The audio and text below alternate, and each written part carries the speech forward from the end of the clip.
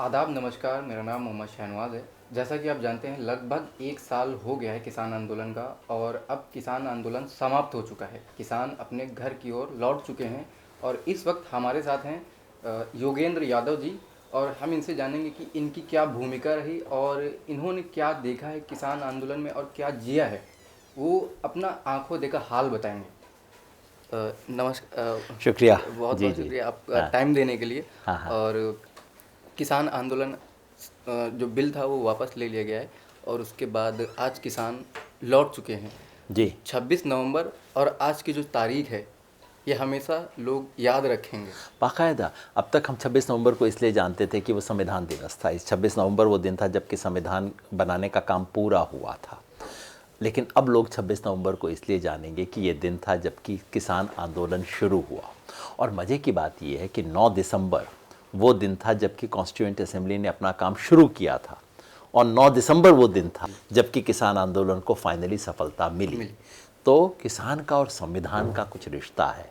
और एक किसान जो है इस संविधान को बचाने के लिए कमिटेड है, वो इस आंदोलन ने दिखाया। क्योंकि ये जो तीनों कानून हैं जिसके हम खिलाफ हैं, ये तीनों कानून एक तरह से गैर संवैधानिक काम था, बिल्कुल संविधान की स्पिरिट के खिलाफ था।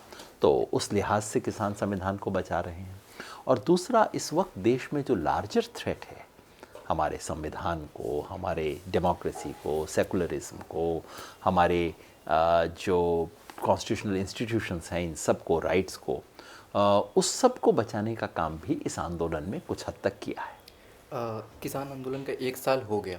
आज किसान वापस लौट गए। तो बॉर्डर पे कुछ लोग जब लौट रहे थे कि बहुत सारे लोगों के आंखों में आंसू थे और बहुत सारे लोग खुश थे। जो लौट रहे थे, जिनकी आंखों में आंसू थे वो लौट तो रहे थे लेकिन उनके पीछे बहुत चीज़ें छूट चुकी थी। उन्होंने बहुत लोगों को खोया था। और जो एक और लोग थे जो लौट रहे थे वो खुश थे कि किसान आंदोलन और जो बिल था वो वापस ले लिया गया। लेकिन जो बिल था, बिल में एमएसपी कहीं पे भी नहीं था। लेकिन जो बिल था वो वापस हो गया। लेकिन एमएसपी पे बात करने के लिए और कमेटी बनाने के लिए बात की जा रही थी और आंदोलन समाप्त हो चुका है।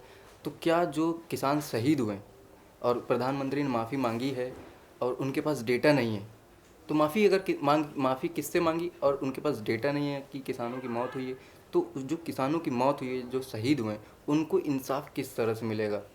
आप ठीक कह रहे हैं। देखिए, जो हमारे को पिछले साल भर में 3 कानून ख़त्म हुए, बहुत बड़ी जीत है। एमएसपी अभी हासिल नहीं हुई है, इसमें कोई शक नहीं है। वो लड़ाई लंबी है, लड़नी पड़ेगी। जो लोग गए इसीलिए खुश भी होके गए, दुखी भी होके गए। खुश इसलिए कि जो हासिल किया है, दुख इसलिए नहीं कि एमएसपी नहीं मिली, दुख इसलिए भी कि यहाँ पे रहते रहते नए रिश्ते बन गए थे, घर बन गया था एक तरह से। तो सब लोगों के मन में ये भी था कि सर बाद में मिलेंगे, नहीं मिलेंगे, पता नहीं कहाँ मिलेंगे। जिनकी आंखों में आंसू थे उनके कुछ अपने इस आंदोलन में पीछे रह गए। दूसरा ये भी था कि कोई 700 लोग हमारे इस आंदोलन में शहीद हुए हैं, छोटी बात नहीं है।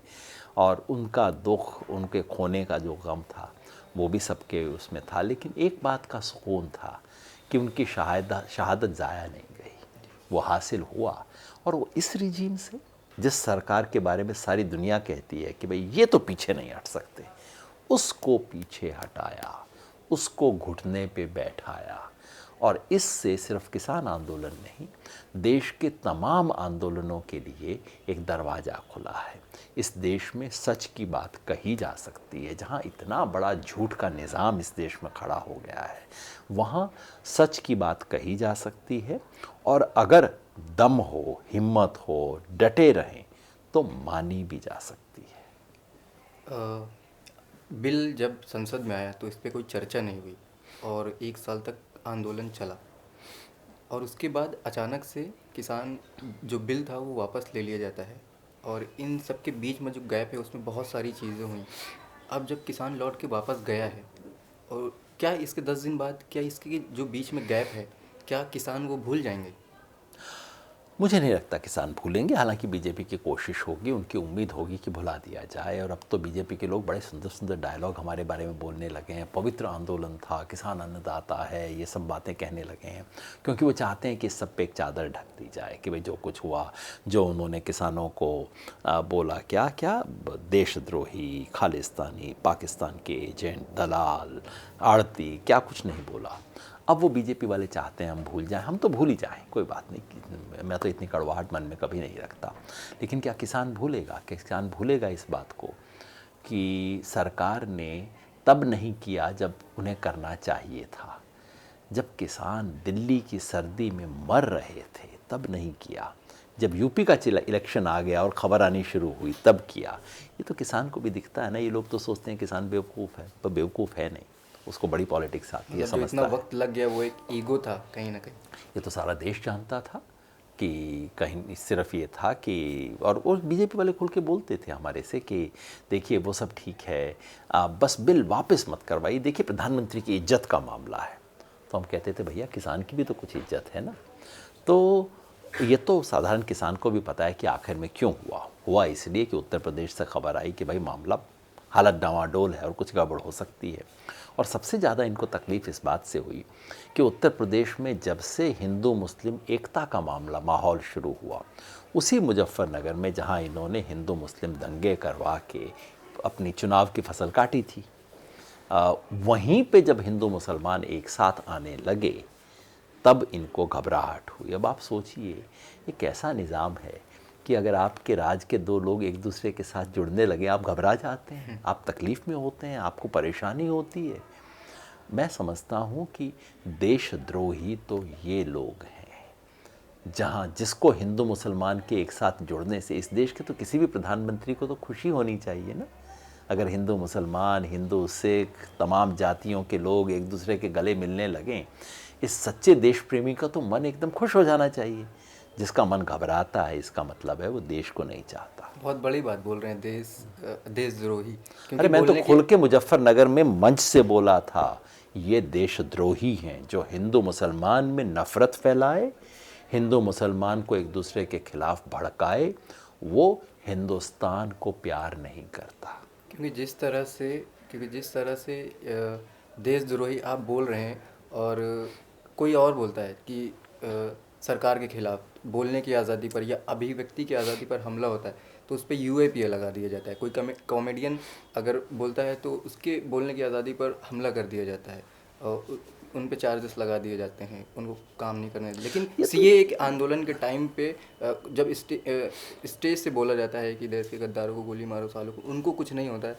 लेकिन आप ये सब सारी चीज़ें दिक्कत खोल यही कर है बोल कि रहे हमने हैं। सारी देश की जो समझ है उसको हमने इतना अजीब बना दिया है कि सीए प्रोटेस्ट, हर प्रोटेस्ट में तिरंगा झंडा था, गांधी थे, अंबेडकर थे, जनगण मन गाया जाता था।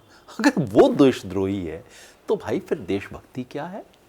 मैं तो समझता हूँ इतना खूबसूरत मोमेंट था कि जिस देश की माइनॉरिटी देश के सिंबल्स को पकड़ ले, उससे खूबसूरत बात क्या हो सकती है किसी भी देश के लिए? तो अल्टीमेट एफर्मेशन है देश की एकता का, उससे घबराते थे।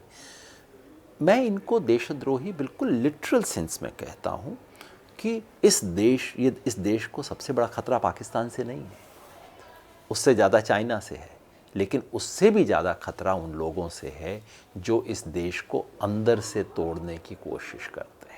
और अंदर से तोड़ना यही है, इस देश को जाति के नाम पे, धर्म के नाम पे एक दूसरे के खिलाफ भड़काना। जहाँ मुख्यमंत्री, उप मुख्यमंत्री खड़े होकर बोलते हैं जाली की टोपी, लुंगी, क्या बात कह रहे हो आप सिर्फ दो हिंदुस्तानियों को एक दूसरे से लड़ाने की कोशिश कर रहे हो। आप बताइए, मेरे घर में अगर दो बच्चे हों और मैं कोई आए मेरे दो बच्चों को एक दूसरे से लड़ाने की कोशिश करे, मैं नहीं कहूँगा तुम मेरे परिवार के दुश्मन हो, जाओ यहाँ से। यही मैं इन लोगों के बारे में कहता हूँ। लेकिन एक बात फ़र्क है मेरा देशद्रोही कहने में और उनके कहने में। मैं इन देशद्रोहियों को आज़ादी, अभिव्यक्ति की आज़ादी देना चाहता हूँ। मैं चाहता हूँ बोलें ये लोग। मैं इन पे कोई यूएपीए नहीं लगाना चाहता, मैं इनको जेल में नहीं डालना चाहता। मैं चाहता हूँ इस देश की जनता इनको सबक सिखाए। और जिस तरह से आंदोलन को बदनाम करने की कोशिश की, बहुत सारी चीज़ें हुई, खालिस्तानी, देशद्रोही और बहुत सारी चीज़ें हुई। और उसके बाद पंजाब और हरियाणा में के किसान यहाँ पर थे, लेकिन वहीं यूपी में अगर देखें तो यूपी में बहुत सारे किसानों को पता ही नहीं है कि दिल्ली में भी कोई किसान आंदोलन चल रहा है। वक्त लगता है। हरियाणा पंजाब में एक खास साल तौर कम पे था। राजनीतिक चेतना का स्तर पंजाब में काफ़ी ज़्यादा है, हरियाणा थोड़ा पीछे था, उसको वक्त लगा। एक साल वाकई कम वक्त है इस बड़े देश के लिए। इस देश में आज भी आप पूछ लीजिए 10-20% लोगों को आज भी नहीं पता होगा इस देश का प्रधानमंत्री कौन है। तो एक साल वाकई कम है। पहले तो इस देश में किसान आंदोलन 10-10 साल में खड़े होते थे। तो ये चेतना बढ़ाने के लिए अभी भी बहुत वक्त की ज़रूरत है, लेकिन इस आंदोलन ने एक साल में वो काम कर दिया है जो 10 साल में नहीं होता। अब बच्चे बच्चे को एमएसपी पता लग गया है, पत्रकारों को भी एमएसपी पता लग गया है, और किसान को समझ आ गया है कि एमएसपी नामक कोई चीज़ है जो उसे मिलनी चाहिए लेकिन मिल नहीं रही है। यानी कि अब संघर्ष की बुनियाद बन गई है। तो उत्तर प्रदेश में पहुंचेगा, वक्त धीरे धीरे पहुंचेगा, लेकिन मुझे यकीन है कि इस आंदोलन के बाद से जो बुनियाद बनी है उससे एक बहुत बड़ा और इससे भी बड़ा किसान आंदोलन की शुरुआत हो सकती है। चलिए, बहुत बहुत शुक्रिया, हमसे बात करने के लिए बहुत अच्छा लगा। शुक्रिया।